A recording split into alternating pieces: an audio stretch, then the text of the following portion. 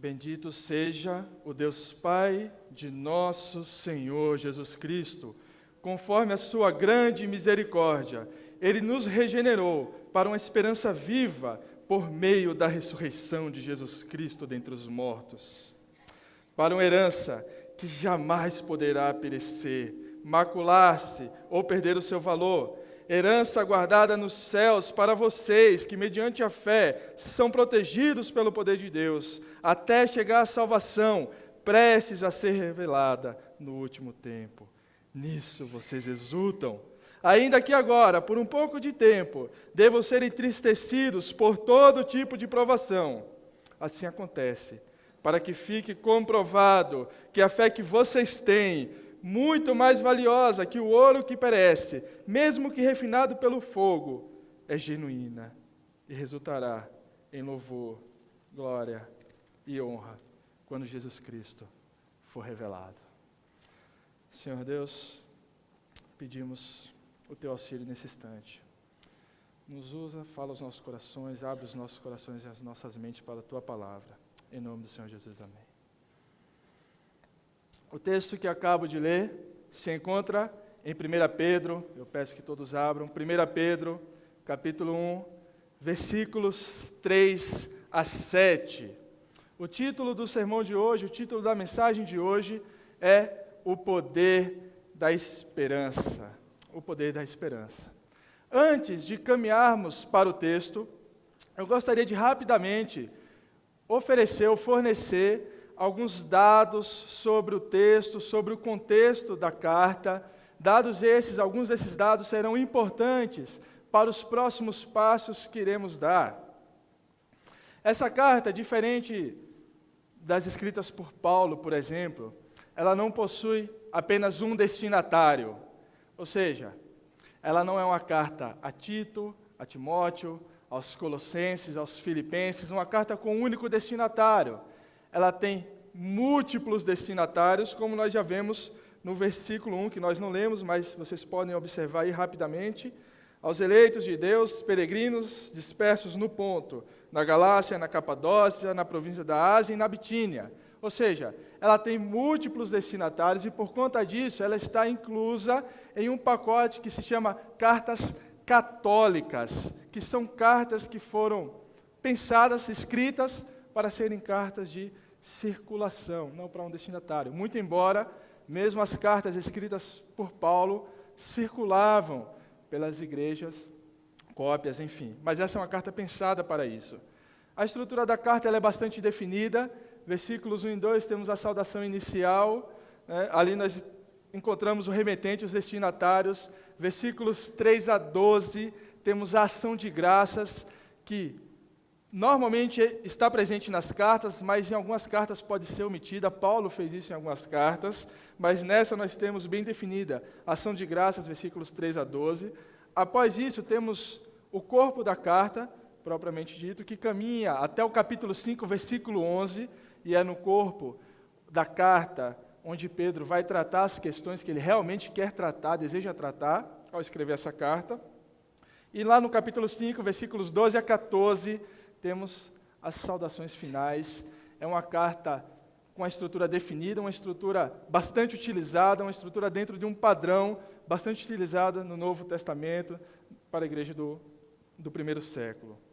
A data mais provável para a redação dessa carta se encontra em 64 depois de Cristo. Existe aí uma grande discussão com relação à data dessa carta, situando normalmente entre 62 e 64, mas a data mais aceita hoje ainda é 64 depois de Cristo. Provavelmente Pedro estava em Roma. O tema geral dessa carta nos dá uma boa ideia para construirmos o cenário social que envolvia exatamente esse momento da redação de 1 Pedro. Essa é uma carta de encorajamento aos cristãos, encorajamento a crescerem na santidade, encorajamento a crescerem no conhecimento de Deus, encorajamento a crescerem na confiança de Deus, mas não apenas de encorajamento, é de um encorajamento em face ao sofrimento. Ela é bastante específica. Portanto, aproximadamente 30 anos após a morte e ressurreição de Cristo, 30 anos após a expansão sobrenatural e milagrosa da igreja no primeiro século, Pedro escreve uma carta que busca responder algumas questões que podem ser as nossas questões hoje. Como podemos manter firmes a nossa fé em tempos de grande provação? Como podemos manter firme a nossa fé em tempos de grande estresse, de grande ansiedade? Como podemos cuidar da nossa fé, das nossas responsabilidades no dia a dia, quando o nosso coração simplesmente parece quebrado, destruído, em pedaços? Como podemos continuar? Como podemos amar uns aos outros, quando parece que nós não temos forças nem para nos sustentar? Como podemos permanecer exultantes, porque é disso que essa carta trata. Ela não trata apenas de nos prepararmos para suportar o dia mau. Mas vocês vão observar que lá no versículo 6, ele diz: nisso exultais, nisso vocês têm uma alegria profunda. Como nos mantermos alegres, exultantes, quando tudo aparentemente está desmoronando? Nós iremos caminhar ainda com mais precisão na direção dessas respostas, mas algo que nós já podemos identificar é que se nós, como cristãos, somos chamados a um movimento antinatural, a um movimento que ignora o nosso instinto de preservação, fruto da nossa natureza corrompida, então o poder para que nós possamos estar exultantes em meio ao sofrimento também não é algo natural, é algo que vem muito maior do que a nossa vontade, muito maior do que a nossa alma. Outro ponto bastante interessante é que quando observamos os assuntos centrais que a carta aborda, vemos santidade na vida, os sofrimentos de Cristo, os sofrimentos do cristão, a soberania de Deus nas mais diversas esferas da vida, a confiança plena em Deus. Ou seja, enxergamos toda essa construção em 1 Pedro, e aí nos lembramos do autor, Pedro. Já viram aquelas entrevistas que é bate e volta? Ou seja, você fala um nome e a pessoa tem que dizer a primeira coisa que vem à mente? Acho que já viram, né? Quando alguém diz Pedro, ele fala Judas, traidor. Ou Judas, corintiano. Não. Pedro. O que é Pedro? Negação. Negou a Cristo. Segundo momento, o que nós pensamos sobre Pedro? E aí vai ser uma discussão, porque nós podemos discutir aqui sobre os tantos outros vacilos que Pedro dá, testemunhado ali pelo Novo Testamento. Mas eu gostaria de relembrá-los que essa carta foi escrita 30 anos, aproximadamente 30 anos após a morte e a ressurreição de Cristo. Portanto, também 30 anos da negação de Pedro. Portanto, temos um apóstolo bem mais maduro. Um apóstolo que não está começando a sua carreira no ministério, mas está em vias de encerrar a sua carreira. Um apóstolo que tem cumprido o seu ministério ao longo dos anos em um território extremamente hostil, em uma sociedade extremamente hostil ao Evangelho. Por que eu estou falando tudo isso? Eu gostaria de expor o texto dessa noite através de um exercício que nós faremos juntos. Nós vamos pintar 3 quadros da vida de Pedro. E esse vai ser o pano de fundo para a exposição do texto dessa noite. Nós vamos pintar 3 quadros da vida de Pedro, contrastando o Pedro que nós vemos no testemunho dos evangelhos e o que nós podemos identificar desse Pedro que escreve a carta 30 anos depois de todos aqueles fatos, aproximadamente 30 anos depois. Para o primeiro quadro, eu gostaria de ler para vocês não precisam abrir se não quiserem, eu gostaria de ler para vocês o texto que se encontra, o fato narrado no Evangelho segundo Mateus, lá no capítulo 14, versículos 25 a 31, um texto bastante conhecido. Já alta madrugada, Jesus foi até eles, andando sobre o mar. Mas ao vê-los andando sobre o mar, os discípulos assustaram-se e disseram: "É um fantasma!" e gritaram de medo. Jesus, porém, falou-lhes imediatamente: "Tende coragem, sou eu, não temais." Pedro lhe respondeu: "Senhor, se és tu," e já vai Pedro, "se és tu, manda-me ir sobre as águas até onde estás." E Jesus disse: "Vem." Descendo do barco e andando sobre as águas, Pedro foi ao encontro de Jesus, mas ao perceber o vento, teve medo, e começando a afundar, gritou: "Senhor, salva-me!" Imediatamente, Jesus estendeu a mão, segurou-o e disse: "Homem de pequena fé, por que duvidaste?" Peço que vocês voltem ao texto de 1 Pedro e vamos fazer novamente a leitura do versículo 3. Bendito seja o Deus e Pai de nosso Senhor Jesus Cristo, conforme a sua grande misericórdia, Ele nos regenerou para uma esperança viva. Uma esperança viva. A primeira questão que eu gostaria de responder essa noite é: o que é uma esperança viva? O que é uma viva esperança? Por que nesse quadro, o quadro que nós temos, para que fique claro, é um Pedro que antes duvidava, mas hoje tem uma esperança viva. E aí alguém poderia me perguntar: olha, mas o contrário de dúvida não é esperança, é certeza.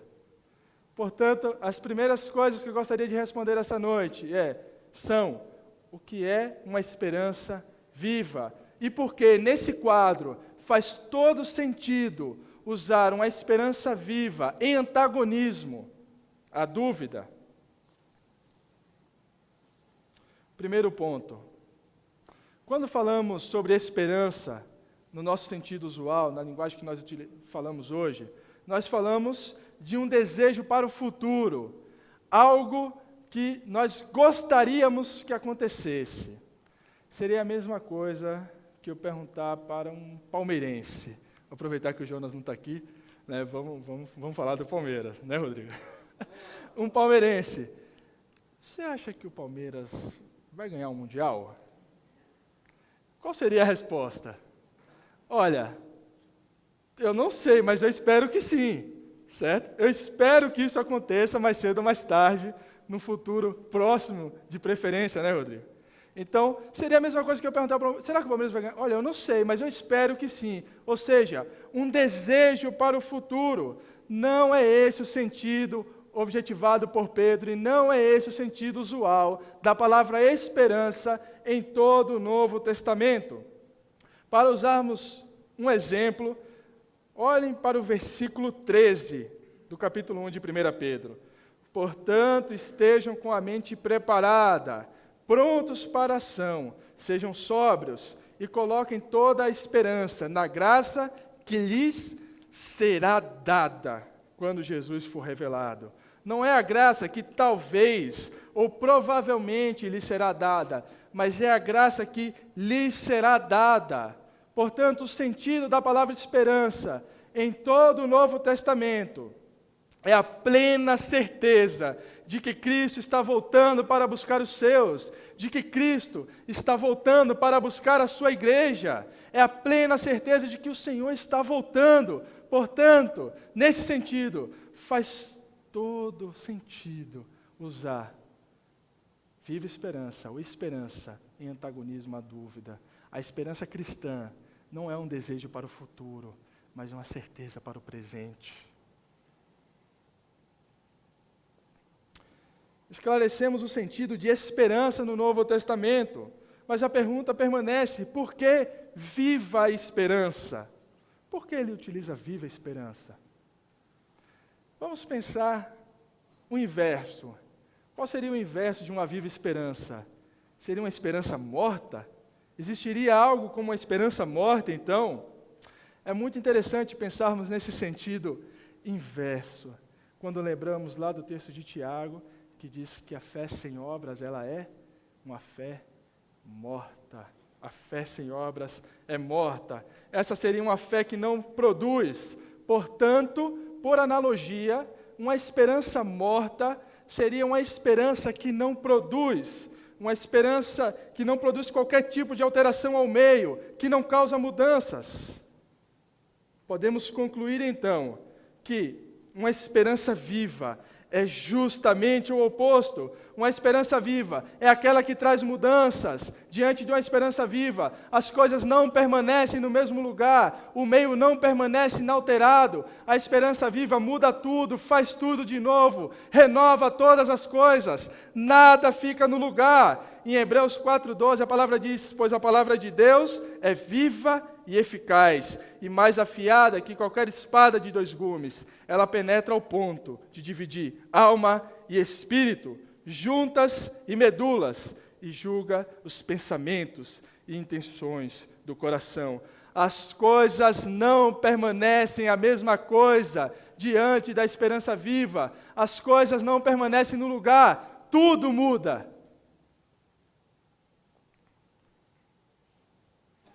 Portanto, uma esperança viva é uma esperança que tem frutos reais hoje. É uma esperança que frutifica. É uma esperança que transforma.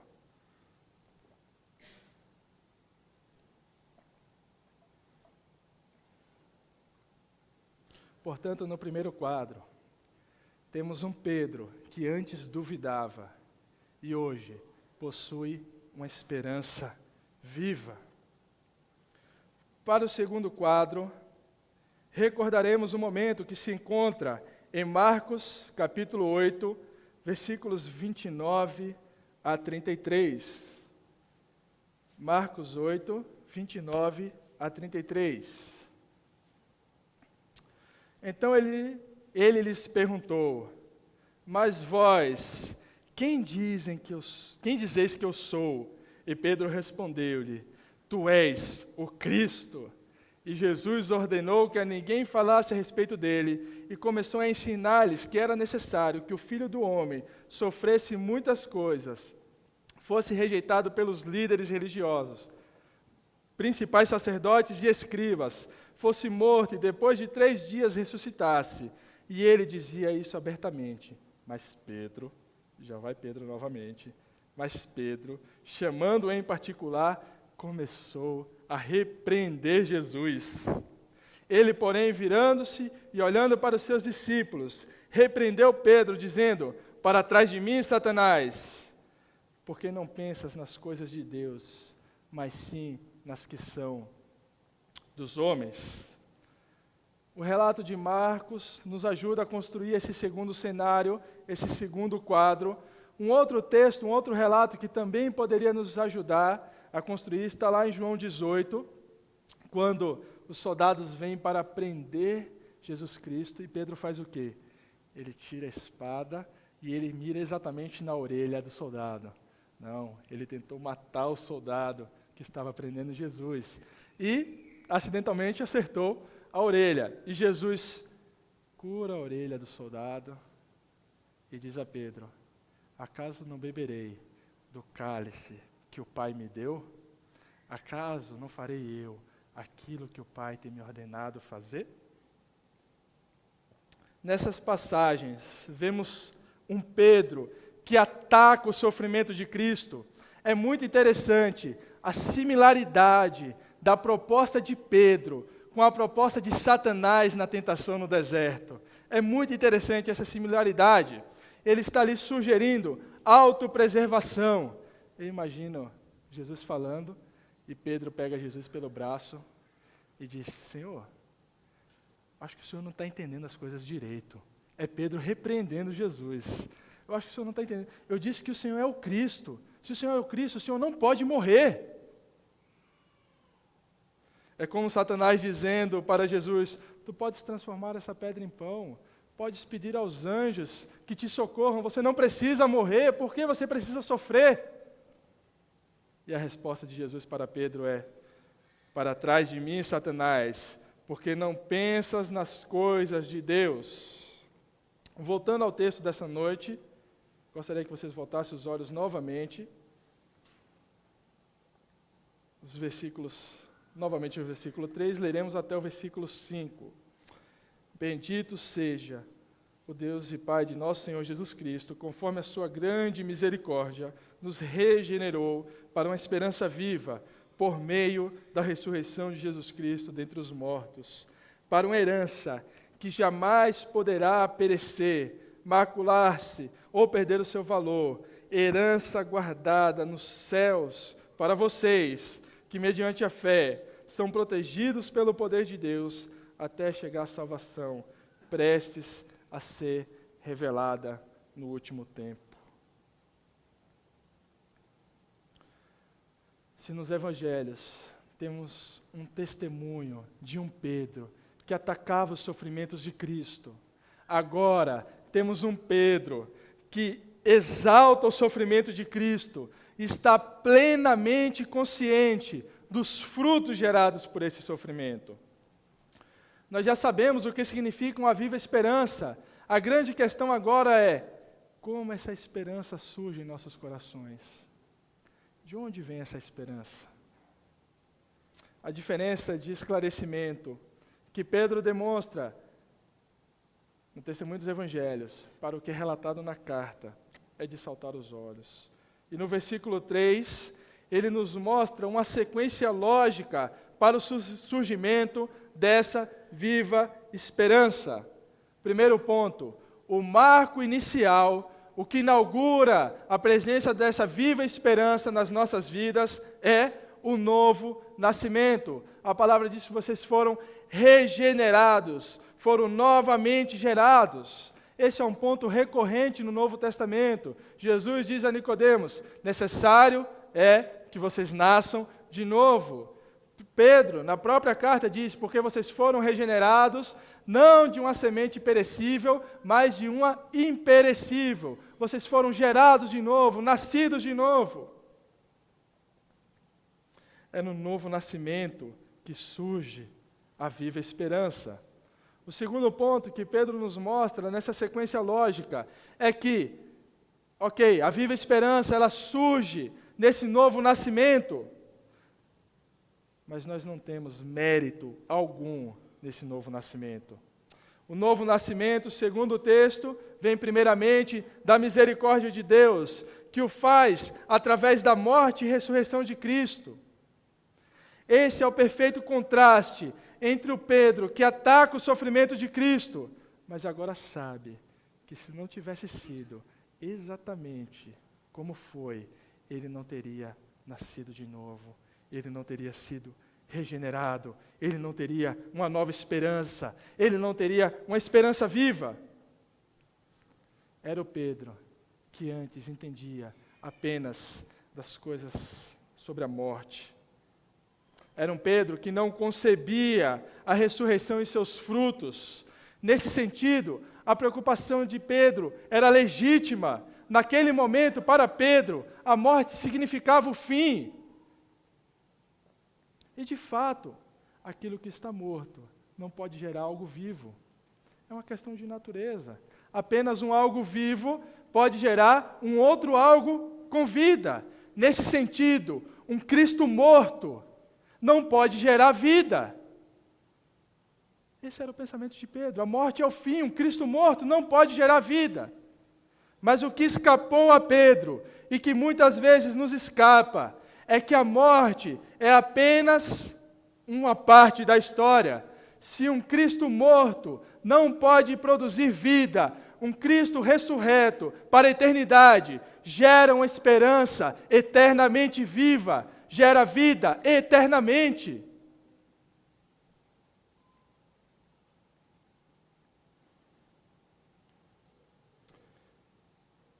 Não temos nenhum mérito no novo nascimento. Novo nascimento, que é o marco inicial da viva esperança, vem primeiramente pela misericórdia de Deus, que o faz através da morte e ressurreição de Cristo. E Pedro está completamente consciente hoje sobre isso.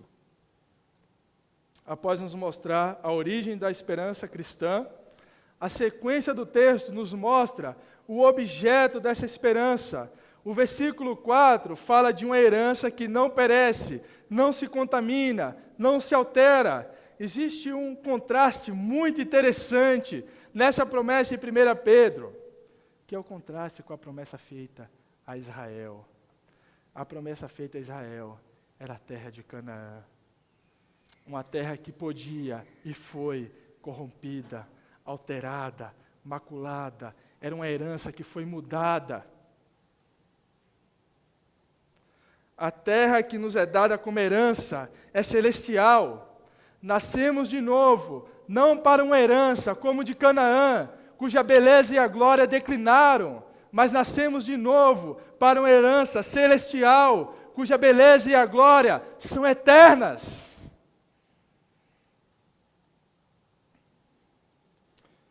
Outro ponto interessante que Pedro nos mostra com relação ao objeto dessa esperança é quando ele diz: essa herança já está reservada. O que é utilizado aqui é o particípio perfeito passivo. Particípio perfeito passivo. E a ideia dessa estrutura é mostrar algo que já passou, algo que já foi, não é algo que vai acontecer no futuro, mas essa herança já está reservada, já foi realizado. O próprio Deus já reservou essa herança. E melhor do que reservar, Ele mesmo é o que sustenta a herança. Outro ponto que precisamos observar é o trecho onde está escrito: são protegidos. Aqui a estrutura utilizada é o particípio presente, utilizada por Pedro para mostrar continuidade. Vocês são continuamente protegidos. Pelo quê? Pelo poder de Deus, mediante a aliança feita com Cristo, por Cristo, mediante a fé.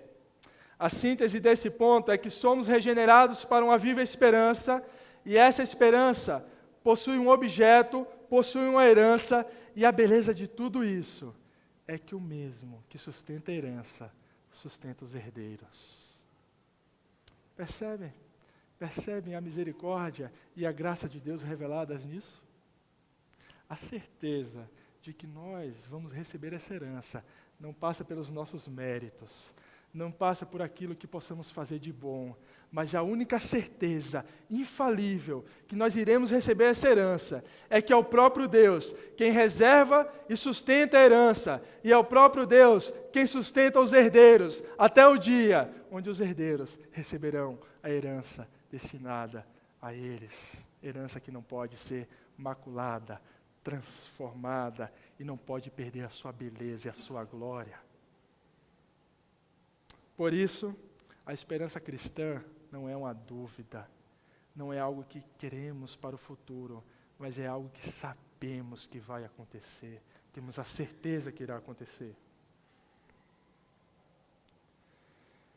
No quadro 3, e esse eu gostaria que vocês abrissem as Bíblias. Esse é o quadro mais dramático que vocês já podem imaginar. O texto é o de Lucas 22.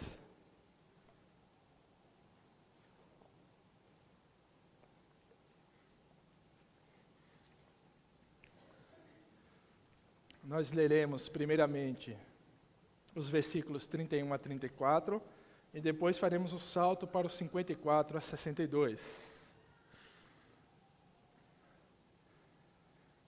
Esse é um dos quadros mais marcantes da vida de Pedro. Ele é um quadro extremamente dramático. Primeiro, versículos 31 a 34.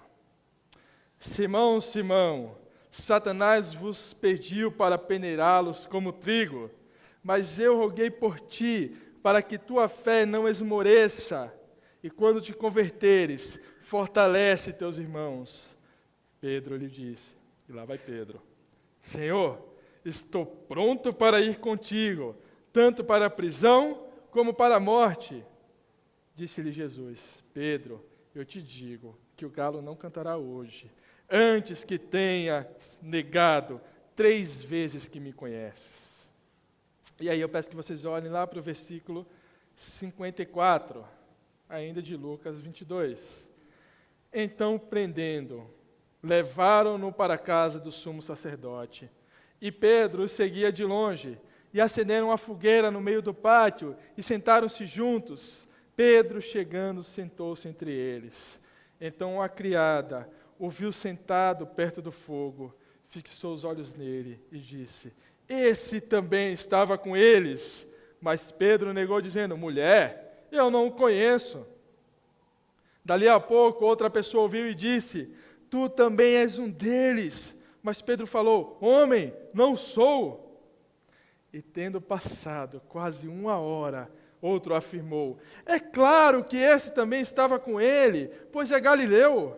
Mas Pedro respondeu: homem, não sei o que estás dizendo. E imediatamente, prestem atenção, enquanto ele ainda estava falando, o galo cantou. Então o Senhor, virando-se, olhou para Pedro. E Pedro lembrou-se da palavra que o Senhor lhe havia falado: hoje, antes que o galo cante, 3 vezes me negará. Pedro, então, saindo dali, chorou amargamente.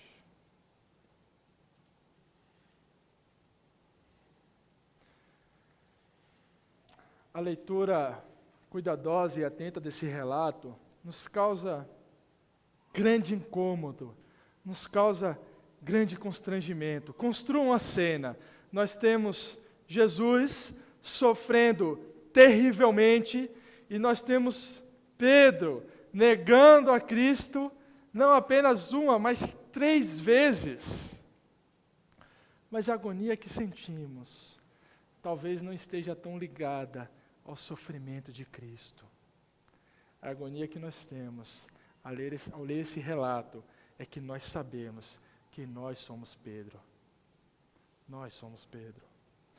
Quantas vezes temos negado a Cristo? Toda vez que pecamos, negamos o sacrifício de Cristo. Toda vez que o legalismo toma conta das nossas mentes e das nossas ações, negamos o sacrifício de Cristo. Quantas e quantas vezes temos negado o sacrifício de Cristo? Nós somos Pedro. Sempre que leio esse texto, eu tento imaginar o choro amargo de Pedro. A palavra diz não apenas, e Pedro se retirou e chorou, mas existe uma ênfase muito forte. Pedro se retirou e chorou amargamente. Aquele momento me parece ter sido a virada de chave para Pedro. Parece que ali caiu a ficha de Pedro. Não era mais o choro de um homem que nega outro homem, mas era um choro de um discípulo que nega o seu mestre, o choro daqueles que, regenerados, continuam negando a Cristo. O choro do homem que, conhecendo a misericórdia e a graça de Deus, estando diante do próprio Deus encarnado, nega Deus, nega a obra de Cristo. É o choro do homem diante da sua natureza corrompida. Esse choro faz parte da nossa caminhada cristã. Esse choro faz parte da nossa caminhada como peregrinos dessa terra. O choro de Pedro, o choro amargo, a semelhança de Pedro, só é possível para aqueles que conhecem a Cristo. Pedro chora amargamente, porque ele sabe quem ele está negando. Nós deveríamos chorar todas as vezes que negamos a obra de Cristo. Mas nós não deveríamos apenas chorar, nós deveríamos chorar amargamente.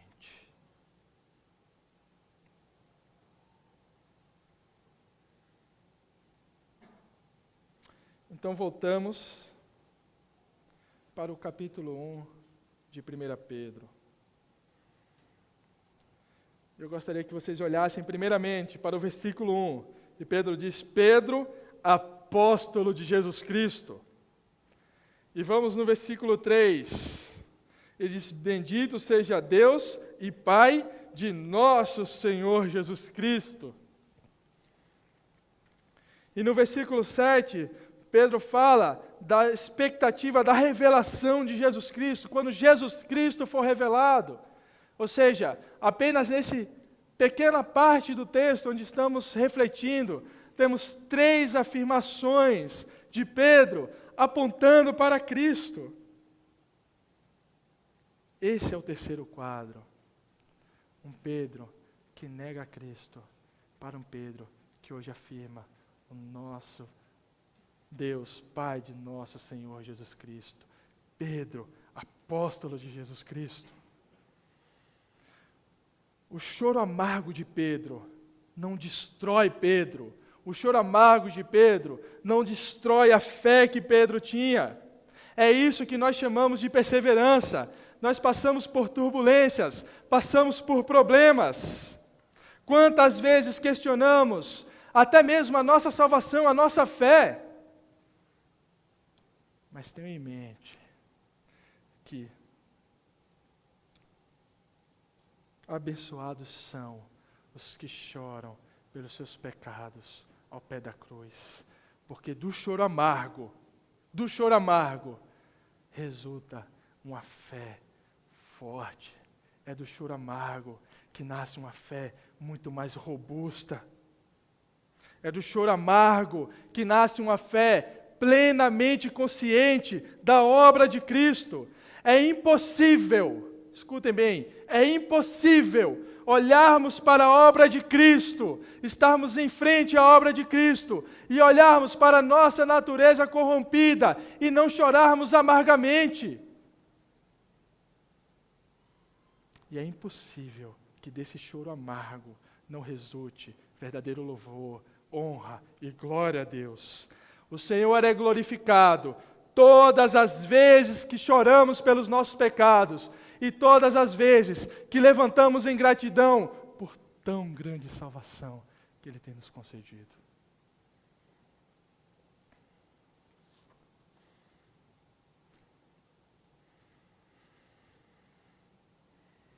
Caminhando para a conclusão do sermão dessa noite, eu gostaria que vocês olhassem para os versículos 6 e 7, são os versículos que fecham o nosso texto.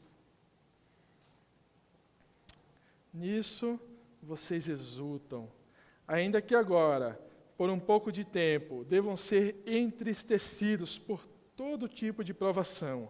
Assim acontece, para que fique comprovado que a fé que vocês têm, muito mais valiosa que o ouro que perece, mesmo que refinado pelo fogo, é genuína e resultará em louvor, glória e honra quando Jesus Cristo for revelado. O versículo 6 começa com: nisso exultais. Essa palavra faz link com tudo que nós vimos nos versículos 3 a 5. Nisso exultais, nisso o quê? Na esperança certa, na promessa, naquilo que está reservado. Nisso exultais. Esses são motivos para o cristão exultar, estar alegre, mesmo em face aos sofrimentos. A herança está reservada. Mas esses não são os únicos motivos. Se nos versículos 3 a 5 nós temos a herança como centro para a alegria cristã, nos versículos 6 e 7, a peça-chave para a nossa alegria é: Deus tem um plano para os nossos sofrimentos. E quando eu digo Deus tem um plano para os nossos sofrimentos, eu estou querendo dizer que diante dos sofrimentos, nós não apenas olhamos além deles e miramos a herança, mas nós olhamos para o que Deus está fazendo em nossas vidas através do sofrimento. Deus está trabalhando hoje através dos nossos sofrimentos. Deus tem um objetivo para tudo aquilo que temos passado, para os nossos sofrimentos. Primeiramente, 2 palavras podem nos ajudar a entender essa passagem nesse sentido. Primeiro, no versículo 6, a palavra diz que sejais necessariamente afligidos. A ideia transmitida aqui é a ideia de, se necessário, sejam afligidos. A questão aqui é, o que ou quem faz do sofrimento uma necessidade? Se necessário, sejam afligidos. O que faz desse sofrimento algo necessário? E a resposta é a vontade de Deus. É a vontade de Deus que nos diz o quanto devemos padecer, o quanto devemos sofrer. Para ajudar no entendimento dessa ideia, eu gostaria que vocês olhassem na carta mesmo de Pedro, que nós estamos meditando, lá no versículo 17 do capítulo 3. Rapidamente, versículo 17, capítulo 3 diz: porque se a vontade de Deus assim o decretar, é melhor que sofrais fazendo o bem do que o mal. Agora avancem para o capítulo 4, versículo 9 de 1 Pedro. Portanto, os que sofrem segundo a vontade de Deus, os que sofrem segundo a vontade de Deus, devem confiar a vida ao fiel Criador, praticando o bem. Então, o que temos na carta é o ensinamento de que Deus é soberano sobre os nossos sofrimentos. Deus é soberano sobre tudo aquilo que tem acontecido em nossas vidas. Todos os nossos sofrimentos servem à vontade de Deus. Eu não estou aqui me dizendo que Deus se alegra com o nosso sofrimento. Mas eu estou dizendo que o sofrimento serve à vontade de Deus. A pergunta é, mas por que eu preciso sofrer? Ok, o que faz do sofrimento necessário é a vontade de Deus. Mas qual é o objetivo? Por que eu preciso sofrer? O objetivo fica claro na sequência do texto, já no início do versículo 7. Assim acontece para quê? Ou seja, é a ideia do resultado, do objetivo. Assim acontece para quê? O bem que recebemos através do sofrimento, de acordo com a vontade de Deus, refina a nossa fé. É o sofrimento que apura a nossa fé. É o sofrimento que prova a legitimidade da nossa fé.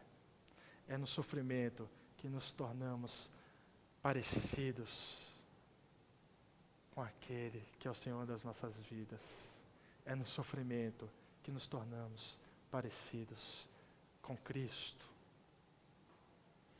Sabemos que o sofrimento cristão é, em última análise, algo bom, mas existem características e frutos específicos desse sofrimento. Alguns trechos podem nos fornecer informações nesse sentido. No versículo 6, primeiro ele diz, um pouco de tempo. No plano de Deus, o nosso sofrimento é breve. Mas entendam que breve é uma palavra bastante relativa, não? Se nós considerarmos a nossa vida, o tanto que nós vivemos nessa terra, com relação ao tanto que um passarinho vive, eu não sei nem quanto vive um passarinho, mas eu acho que provavelmente é menos que a gente. Se nós considerarmos, a nossa vida será extensa. Mas e se nós considerarmos a nossa vida em relação à eternidade? Ela é longa ou ela é breve? Breve. Isso quer dizer que você pode sofrer do dia em que você nasceu até o dia em que você deixar essa terra. E isso será um breve sofrimento. No plano de Deus, o sofrimento é breve, mas porque o contraste, o ponto referencial para esse breve é a eternidade. Nós vivemos as nossas vidas esquecendo a nossa herança. Nós vivemos as nossas vidas exatamente como Pedro, imaginando que a morte é o fim das coisas e que algo morto não pode gerar vida. E esquecemos porque o Cristo ressurreto gera vida eternamente.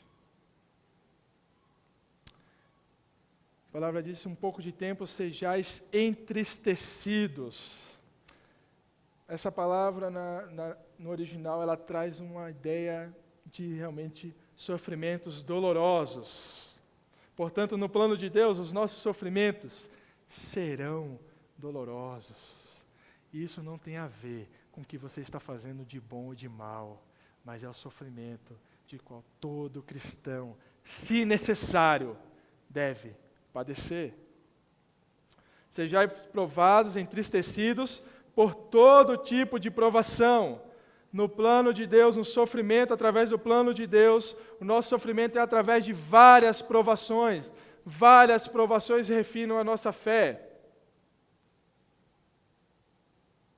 Mais valioso que o ouro refinado.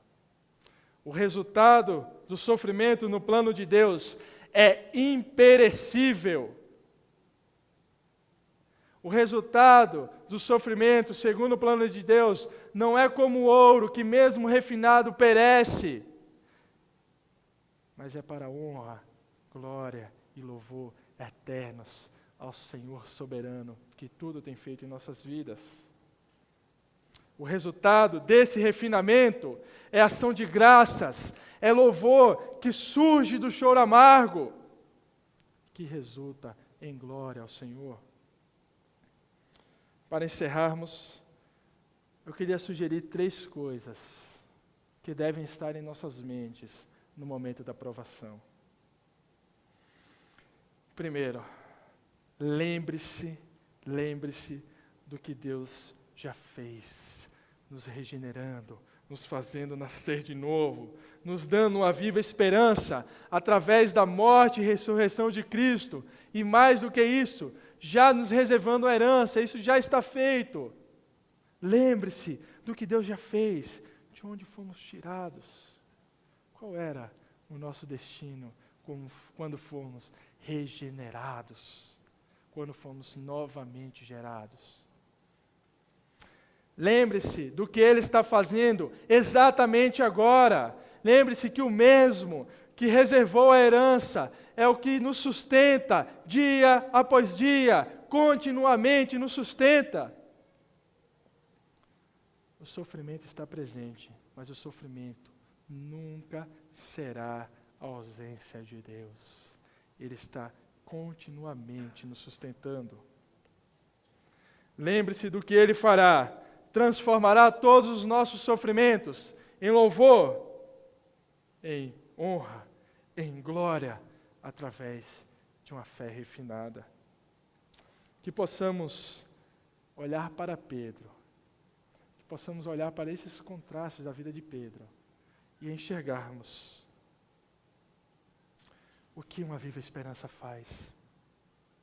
E enxergarmos como a viva esperança nos ajuda a passar pelas provações de uma forma que nós podemos chorar amargamente, mas esse choro amargo, em última análise, resulta em ação de graças, em louvor, em glória, em honra.